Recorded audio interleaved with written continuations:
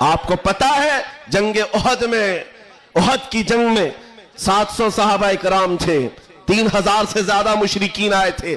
یہ جنگ احد پہلے تو ایسا ہوا کہ صحابہ غالب آ گئے، ان کو مار کر بھگا دیا، میدان جنگ سے مشرکین بھاگتے رہے سامان چھوڑ کر. لیکن تھوڑی دیر کے بعد ہوا یہ کہ صحابہ اکرام مال غنیمت جمع کر رہے تھے، مشرکین پیچھے سے آ کر حملہ آور ہوئے. ہمیشہ عادت رہی ہے پیچھے سے حملہ کرنے کی. حملہ آور ہوئے اور اس وقت صحابہ اکرام جو میدان میں مال غنیمت جمع کر رہے تھے اندازہ نہ کر سکے، جس کی وجہ سے 70 صحابہ شہید ہوئے. سنو میں کیا بات عرض کر رہا ہوں، جنگ تفصیل سے بیان کرنے کا وقت نہیں ہے. احد کی جنگ میں 70 صحابہ شہید ہوئے. یہ وہ جنگ ہے جس میں امیر حمزہ کا سینہ چاک کر کے کلیجہ چبایا گیا تھا. یہ وہی جنگ ہے جس میں حضرت عبداللہ بن جہش صحابی رسول کے جسم کے 80 ٹکڑے کر کے کافروں نے ہار بنا کر پہنے تھے. یہ وہی جنگ ہے جس میں انس بن نزیر صحابی ہے، ایک انگلی کے علاوہ ان کے پورے جسم کا کوئی گوشت باقی نہیں تھا. یہ وہ جنگ ہے جس میں سعد ابن ربی کے پیٹ کو پھاڑ کر انتڑیاں باہر نکال دی تھی. یہ ساری موب لنچنگ ہوئی ہے. اس جنگ کے میدان میں سب سے بڑا حادثہ کیا ہوا تھا؟ رسول پاک صلی اللہ تعالی علیہ وسلم کے چہرے پاک پر ایک ظالم نے لوہے کی ٹوپی سے مارا تھا، تو جس کی وجہ سے حضور کے 2 دانت شہید ہوئے تھے. یہ جنگ کے حالات. اب سنو، صحابہ کرام پیچھے ہٹ گئے، نبی پاک صلی اللہ علیہ وسلم احد پہاڑ کے اندر جا کر بیٹھے، کیونکہ جنگ کے حالات بدل گئے، کفار و مشرکین غالب آ گئے.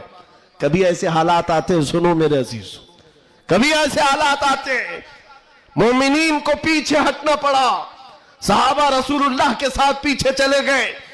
لیکن جب ایسے حالات بنتے ہیں نا تو ان ظالموں کو کیڑے کاٹنے لگتے ہیں اچھل کود کرنے کی. میدان میں اچھل کود شروع ہو گیا، جشن شروع ہو گیا، چھیڑنا شروع کیا مومنین کو. کیا کہہ کر کے؟ ابو سفیان ان کی طرف سے آیا، کافروں کی طرف سے، اور نعرے لگانا شروع کر دیا. جو آج سب سے بڑا مسئلہ ہے نا، ہاں، یہ احد کے میدان میں بھی ہو رہا تھا. اور میں تمہیں بتاتا ہوں رسول اللہ کے اخلاق کیا تھے. ادھر سے ابو سفیان کہنے لگ گیا، کہاں ہے محمد، کہاں ہے ابو بکر، کہاں ہے عمر؟ جنگ کے میدان میں دکھ نہیں رہے تھے. تو اس نے کہا سب قتل ہو گئے، سب شہید ہو گئے. اور اس کے بعد سارے لوگوں میں نعرہ لگا رہا تھا، الگ الگ نعرے لگ رہے تھے. حضور پاک کے کانوں میں آواز آئی. حضور بیٹھے تھے، زخمی حالت میں تھے، صحابہ مغموم تھے.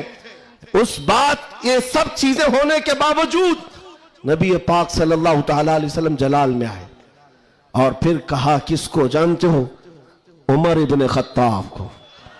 کہا عمر اٹھو، ان کا جواب دو، اٹھو ان کا جواب دو.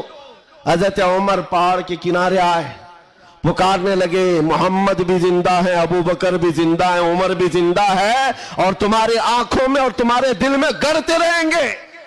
میدان احد سے حضرت عمر کا جواب آیا. اب ہکے بکے رہ